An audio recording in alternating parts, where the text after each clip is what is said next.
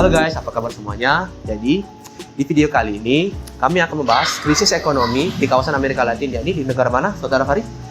Negara Venezuela. Baiklah, jadi mau tahu selanjutnya? Langsung saja di video berikutnya. Apa itu ekonomi global? Ekonomi global bisa diartikan sebagai kegiatan perekonomian yang dilakukan baik dari suatu negara maupun di antara berbagai negara lainnya. Setiap negara adalah unit terpisah dan dengan produksi industri, pasar tenaga kerja, pasar keuangan, dan sumber daya, lalu lingkungannya sendiri. Kenapa ekonomi global itu penting? Perekonomian global berperan sebagai pasar untuk barang, jasa, tenaga kerja, kredit, dan juga investasi. Ini memungkinkan kita untuk membeli makanan yang kita inginkan sepanjang tahun dan membeli pakaian dan beserta gadget dengan harga yang lebih murah. Bagaimana dengan perekonomian di Venezuela? Perekonomian di Venezuela didasarkan dengan sumber daya, yaitu minyak. Sebagai negara dengan pasukan minyak paling besar di dunia, sektor industri peminyakan telah mendominasikan 50% dari perekonomian Venezuela, dengan sisanya dari sektor jasa dan juga pertanian.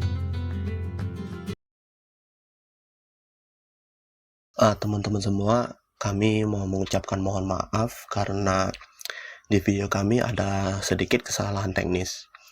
Di video kami sebelumnya sempat terpotong dari sesi wawancara dengan narasumber, namun kami masih sempat mendapatkan sedikit pertanyaan untuk narasumber. Jadi sekali lagi kepada teman-teman kami mohon maaf, namun kalian bisa melanjutkan videonya. Mungkin pertanyaan terakhir Pak. Tadi kan kita dari tadi membahas mengenai Hugo Chavez ya. Bagaimana dengan penerusnya Pak? Kan Presiden Nicolas Maduro tuh udah mencoba Pak untuk menangani krisis ekonomi yang disebabkan oleh minyak, penurunan harga minyak dengan menerbitkan uang virtual Pak yang ditujukan kepada investor dan pemotong biaya impor. Nah, namun hal tersebut itu masih gagal Pak dikarenakan masih yang seperti yang Bapak bahas tadi, kestabilan politiknya. Kira-kira menurut Bapak dari sisi ekonominya apa yang perlu dilakukan oleh negara Venezuela ini untuk mendongkrak kembali perekonomian negara mereka? Apa yang mereka perlu lakukan Pak menurut Bapak? Kalau menurut saya ya sebenarnya sih mereka harus terutama ya konsolidasi di sisi pemerintahannya. Jadi ya kalau pemerintahnya tidak solid, yang otomatis tingkat kepercayaan masyarakatnya sendiri juga kurang, legitimasinya juga rendah. Jadi siapa yang mau bekerja? Ya.